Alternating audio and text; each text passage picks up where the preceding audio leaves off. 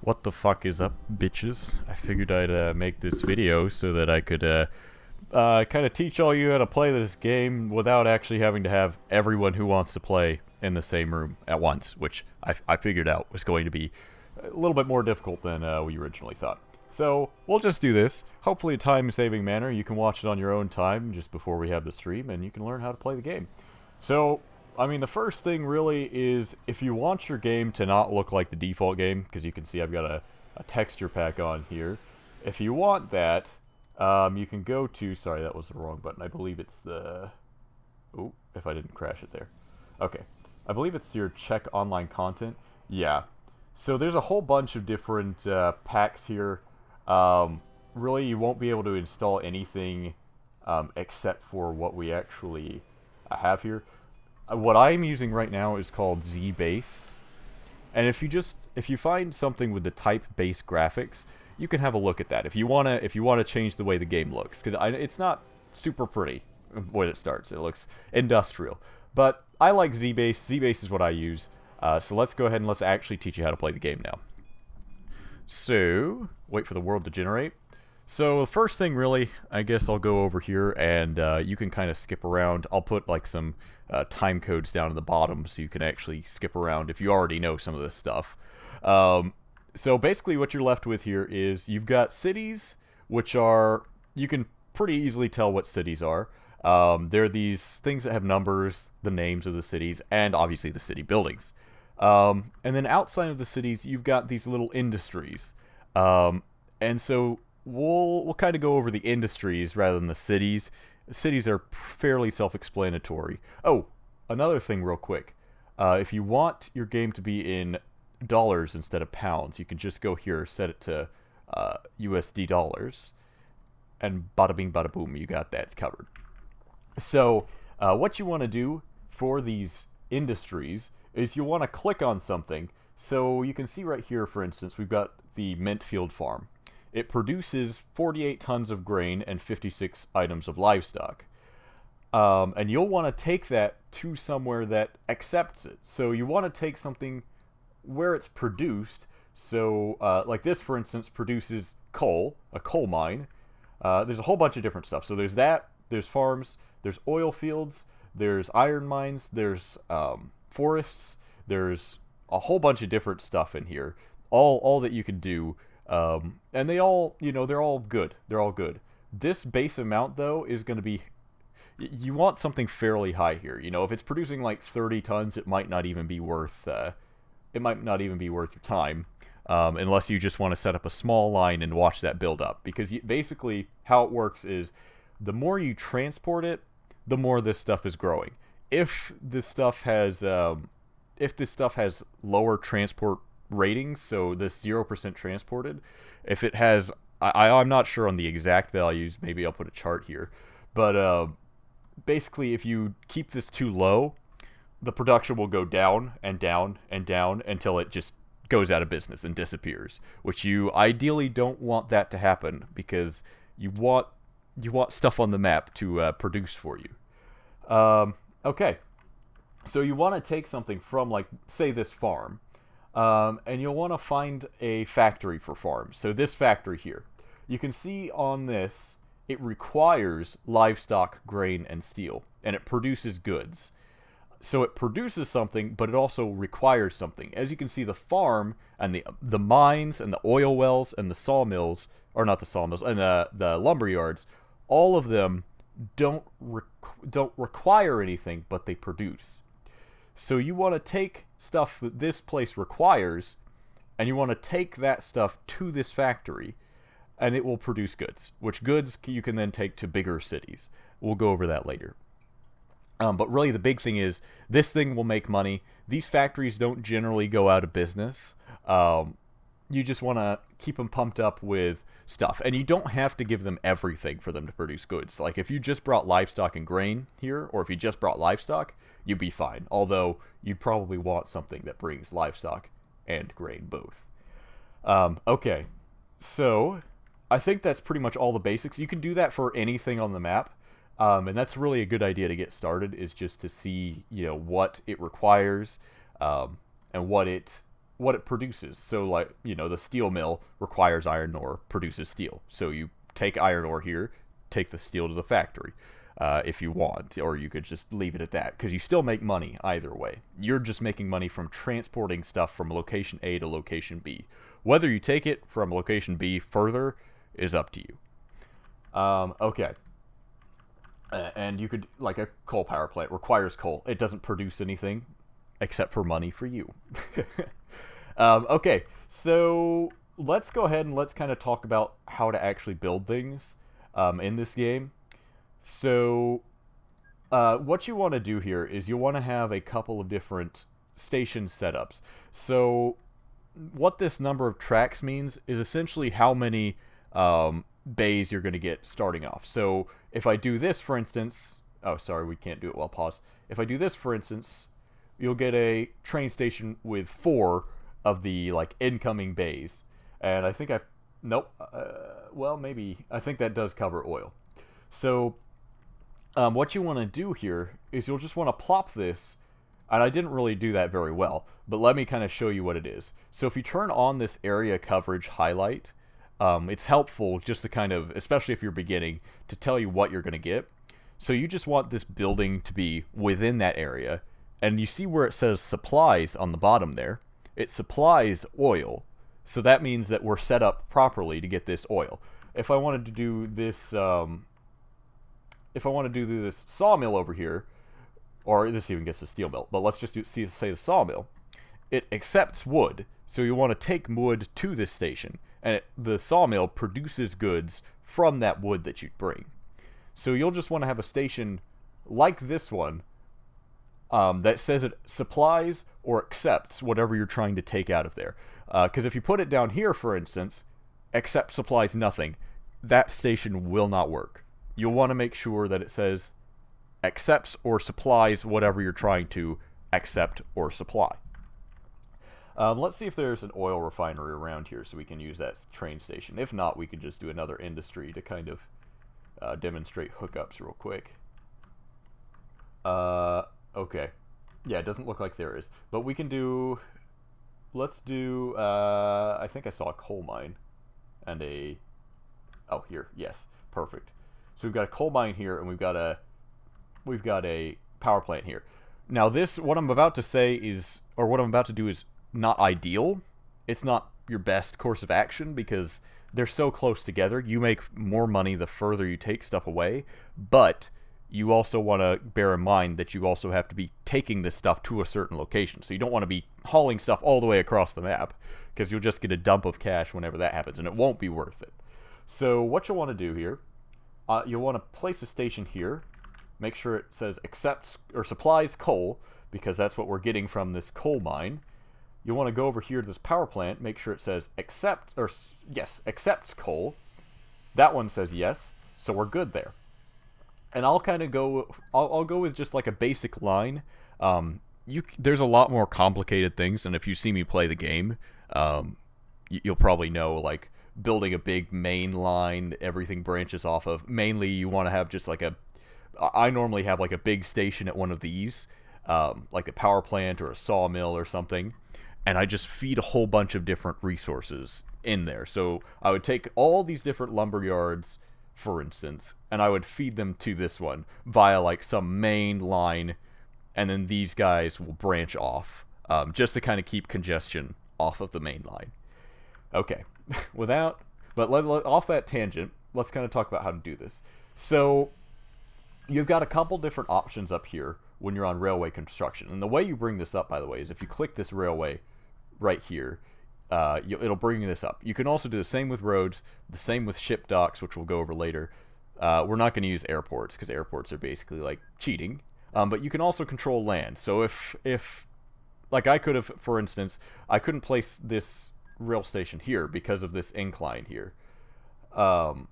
If I flatten the land here, I could have just built it there, but landscaping is a little bit advanced. You might want to use it, but I'll leave it to you. It's not a very hard tool to learn. So you've got a couple different options here. So what these different options are different orientations of the train tracks. So your different turns and your different angles that you can have it at or you can just use this this auto rail, which is a little bit jank sometimes because you have to put it at the right angle, but it's also super easy because it kind of lets you do whatever you want, and you don't have to switch the tool constantly. You know, no, you don't really have anything to worry about. Oh, can't do it while paused. So what you want to do here is just build that railroad like that. Okay, and so what I'm gonna do, this is just like a basic out and back course. It's nothing, this is, you know, probably the least efficient way to do this stuff, but I think for learning purposes it's good. Kind of gives you a basic idea of what you want to do. Okay, so we've got, I mean, okay, well, I think we've already dumb boogered this up. Let's see. Oh, nope, that'll work. We can work with that. So you just want to bear in mind what your trains can and can't do. This curve they'll have to slow down for just because it changes direction within one tile of changing another direction. If you can imagine, in real life, the train would just be bending, and that obviously slows you down. And then if you want to have a loop, you'll have to add on back bits there. Again, remember, this is the least efficient way to do it. The least efficient way. I'll show you a more efficient way later. But for now, for learning purposes, we're just going to do this real quick. So what you need on a rail, you'll need a train depot. So for any of these different items, you'll want to click on this depot button, which is just like a little shed that you could put your trains in. You'll want to put that on the line. That's where your trains are going to repair, and that's where they're going to. That's where you're going to actually be able to buy them, which you want to do in this case because you want to build trains in the train game ideally, or buses or whatever. And then signals are another thing you'll want to take care of, especially on a big line. If you don't have signals on your line, your trains are going to crash, and you're going to be out like $50,000 right off the bat because your trains are just donezo. Actually, more than that because it'll be 2 trains. It takes 2 to crash a train. So you'll just want to make sure all your signals are lining up in the correct direction. I always use this path signal electric. It's just a very, very, very simple one to use. You just drag it, put it in the right way, and you're golden. It's this one right here, path signal electric. But yeah, everything else is just default settings there. Okay, so now that we've got these signals set up, and it's not really necessary on such a small railroad because you can't really run very many trains on here anyways. It's just good practice, especially if you're going to have multiple trains. If this coal mine, for instance, it's 144 tons, so we might need different trains. If this coal mine fills up too much, you'll have to put multiple trains, and you'll want to have signals for sure. They're cheap, they're easy to do, so do them. So then you've got the choice of different trains, and picking your train may seem a little bit daunting, but there's a couple easy things to really take in mind, and that is the cost and the speed and the max reliability down here. So your cost up here is going to just be the material cost to you. I think that's fairly self-explanatory. You can't buy something if you don't have the money for it. Its speed is just how fast it's going to go, how fast you're going to get goods from one place to another. I always say the faster the better, but sometimes the faster one is out of your price range. So, for instance, this Ginzu A4 is 44,000, while this Chanley Jubilee is 30,000, and then this Kirby Paul tank is 16,000. I wouldn't go with the Kirby Paul tank, even though it's significantly cheaper, because it's about half the speed of the Jubilee. So you'll just want to keep that in mind, and then the reliability is basically just how often it's going to break down. And you want something ideally that, you know, isn't too low. They fix themselves, so it's not a super big problem, but you'll just want to make sure you keep that in mind. So let's go ahead and let's just buy a train. I'm going to buy the Ginzu A4 because I am a rebel. And so what I did there was you want to buy what you need. So when it comes to your railways, you get an engine as you would like with a regular train, and then you'd want to buy trucks for these guys. So your trucks, I needed a coal truck because we're transporting coal. All these different things are different things you can haul, and you'll just want to buy the appropriate one. And it'll tell you exactly what you're actually transporting. So 30 tons of wood for a wood truck, obviously. I think it's fairly self-explanatory. And you'll just want to purchase the number you think you're going to need. I generally go with 3 for like long train stations. This one probably isn't the longest train station in the world, so 3 is probably overkill. But 3 is just kind of what I generally go with. You can add or remove them depending on how well your trains are doing. I didn't explain what I just did there at all. So what you want to do here, you've got a train. Cool. But how does your train know where to go? So the train knows where to go. Let's talk about all these buttons first. So this one just creates a duplicate. This one will zoom, or will center the view on the train, so it's in the depot right now, so it just takes me to the depot. This one copies the train. This one forces the train through the signal. So if you've got a train that's stuck and there's not really a good reason for it, I generally don't do this just because it's dangerous and you very easily could make a crash. But there's an option there. Refitting a train, it's not really that's not really an option for this case. Go to, which is where you'll give it orders, how you'll tell it where to go, and then show train details. It'll just kind of give you some basic details. So let's go back to go to, which is the most important one here. You go to go to, and you got all these buttons. Luckily, they're all grayed out first, and it turns out most of them aren't super important. So you want this train to go to your place that's supplying stuff first, and then you'll want it to go to this place where you've got stuff that's accepting it. I personally like to use full load any cargo. It's a little less efficient since the train will be waiting, so you'll just have a little bit of inefficiency as far as you won't constantly be making money, but especially early on it's really good because it's just you're not going to be producing enough to actually warrant that. So when you want your train to get going, when you have this path desired, in general you'll just have 2 for a train unless you're building a passenger train. You'll just want to click this bottom bar here where it says stopped.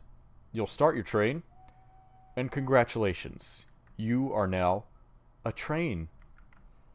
Well done. Okay, that's pretty much everything for trains. There's a couple more things. Let's go over them. So you've got this bridge option here. A lot of times there's this river. There's a lot of rivers in the game, a lot of lakes in the game. Bridges are expensive, but they're also efficient.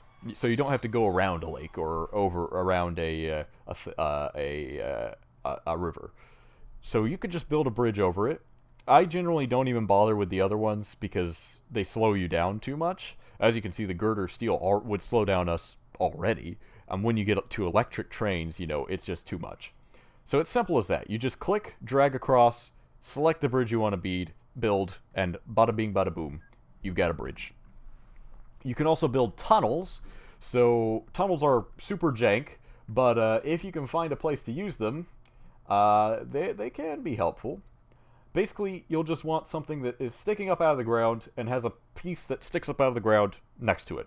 So here you can see it kind of highlights where it's going to end up. It's going to start on that first tile. It's going to go underground for those 2 tiles so you can build stuff over it or it won't disrupt the landscape or whatever. And then it'll come out on that end there and you can continue building your track. And then this final button here is convert/upgrade. So whenever the place opens up for electric rails, if you click and hold on this railway construction, you can see it's all grayed out right now. But if you click and hold and you drag to this electrified, when you want to build electrified, you click on this button, convert or upgrade, and you click and drag, hold it over everything you got. It'll let you upgrade everything at the same time to electric rails because they need a little bit of electricity. It doesn't actually cost you anything more. It's just a different way of doing things. You can run steam trains on electric rails, but electric trains are so much better than steam trains. They're so fast. It's amazing. Okay. I think that's pretty much for trains. I guess we can do something real quick on like cities since we did everything on cargo. So cities are big passengers and mail. you can do it with trains, you can do it with boats, you can do it however you want. I'm going to go over it with trucks just because we haven't done trucks yet. Just remember, it's the same process if you want to build a station here as what we did here. You'll just want to have a train depot, except you'll want to fit your train with passenger cars and mail cars rather than the coal cars that we put on here. So, if you come here to Pinningpool Falls, we'll make this our hub of transport, and we'll just build a road, which the road has significantly less options for actually turning, which is good, less complexity.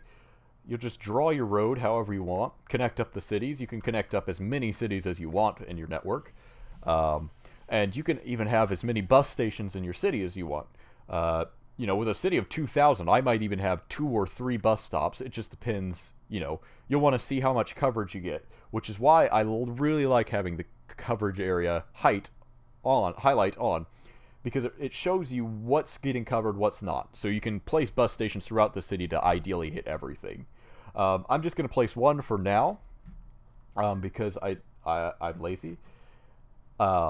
So you'll just want to place... So, okay, I didn't really explain that either. So bus stations here are basically where your passenger buses are going to go. Lorry stations, however, or truck stations, depending on which localization you're playing in, it's by default the UK, so you'll see lorry here originally.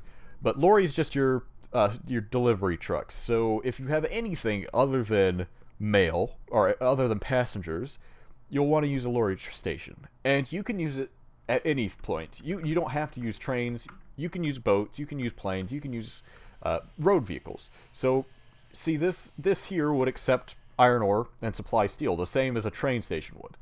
But that's besides the point. So what I like to do is I like to hook up the stations kind of so they're one thing. It's nice. It just makes it aesthetically pleasing, and you don't have a billion things in one city.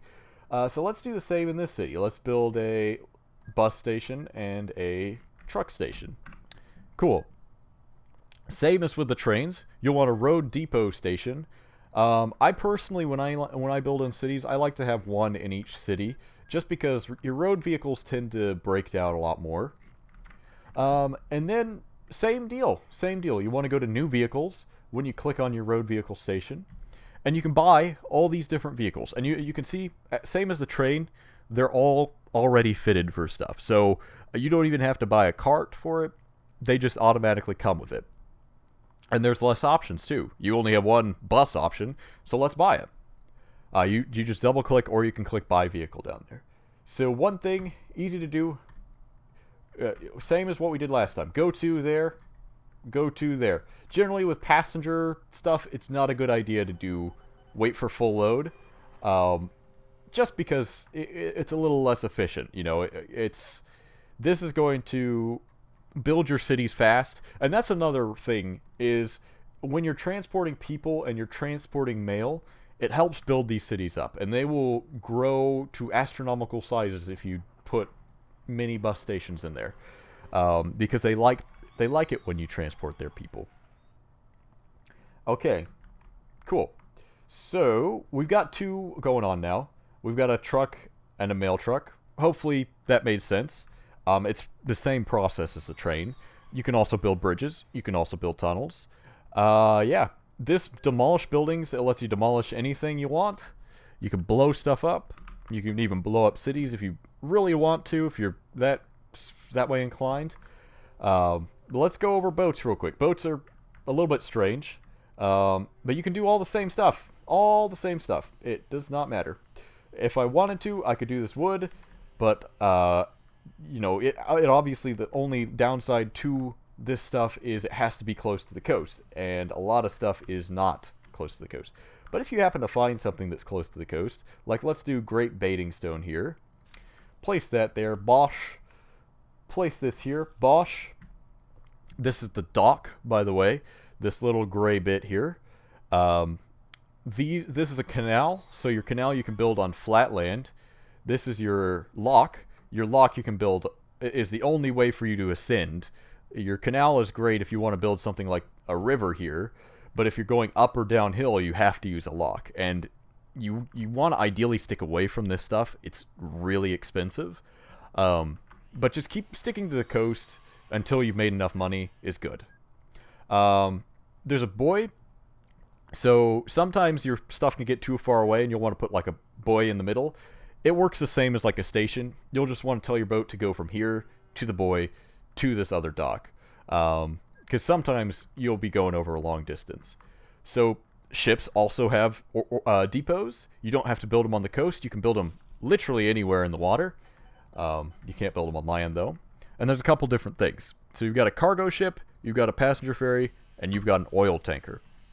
Passenger ferry, self-explanatory. You can transport passengers. Oil tanker, self-explanatory. Only works for oil. Cargo ship, much less self-explanatory, so that's what we're going to do. I'm going to also take a loan. If you see yourself needing more money, or you want to just see like your finances or any of that cool stuff, you can go to this tab here, this money tab. And if you click the borrow button, you get more money. You'll want to repay your loans eventually, so you click repay. And yeah, so now I have enough money to buy this cargo ship.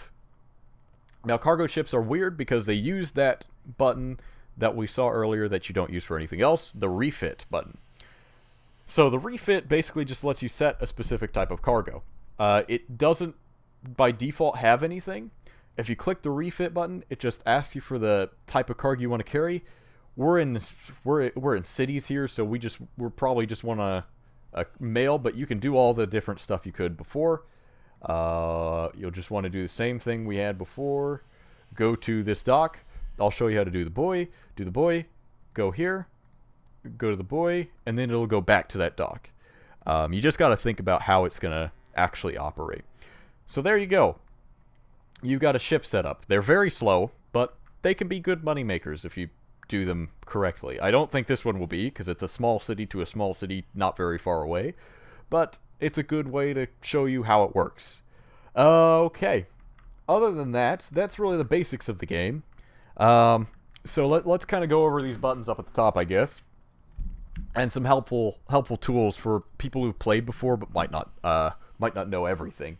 So one huge thing that I always do, because it's so annoying to actually deal with, is not if you go to that. If you click and hold on this button, and you go to settings, release your mouse, and you type in here, you might have to set it to expert rather than basic, but if you type in here, auto renew, and you'll want to check this for sure, because that is the most annoying thing in the entire world. Is it will tell you that your vehicle is old, but you don't care. You just want it to keep doing its thing. And if you don't do this, you'll have to buy each vehicle individually, make a new copy of it, make sure it's got all the right destinations, and then send it off on its way. Doing this just makes your life a million times easier, because it just automatically redoes your vehicle when it gets old. It doesn't take a super long time for it to get old. It's like 20 years in game time, which you know is a long time in the grand scheme of things. But that's the big thing on that settings tab. There's a whole bunch of other stuff that you can customize, like if you want to know miles per hour, or if you're crazy, you could do meters per second. But yeah, that you know, it doesn't matter a whole bunch. But that auto renew thing is huge. There's the extra map where you can just kind of highlight different things. I don't use it very much. I won't go over it a whole bunch. Town directory. You can see which towns are, you know, how many towns there are. You can sort it by population. So if you're wanting to find the biggest or the smallest population on the map, 5. That is the smallest city. It's just a church. That's hilarious. I've never seen that before. So you can sort by population, sort from top to bottom. We can see Rundinghead is 3,000 people. So maybe if you want to get like a huge, like a kickstart, you can just click on this. Bish bash bosh, you're done. Here you can also kind of see which cities like you and don't like you. So we can see all these guys really like me because I am transporting goods. That's how you make people like you. And some other guys have some less so loving relationships with me, probably because I went through their forests. That's the big thing, is if you go through the forest, and these things right here are a pain in your ass.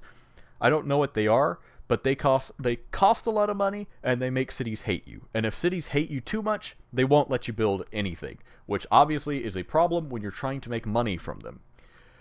So this next thing here is subsidies. Subsidies are super duper duper helpful.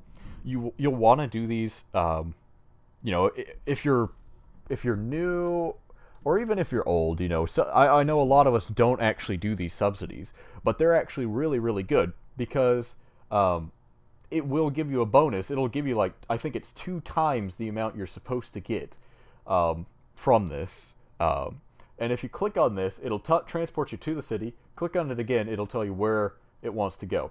So that's a little far away. I might not do that one necessarily. But if you can find something like this one, passengers from Treffing Bridge to Frogtown, you can do that easy peasy, no problem.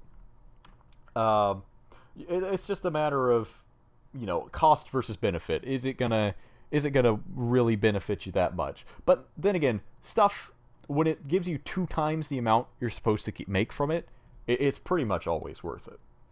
So you'll just want to, you could look at these, you can do them as you want. You'll just want to make sure you have this completed, you have something going from each town by this date. Otherwise, you won't get anything, and that kind of sucks. I mean, you got a new line, but who cares?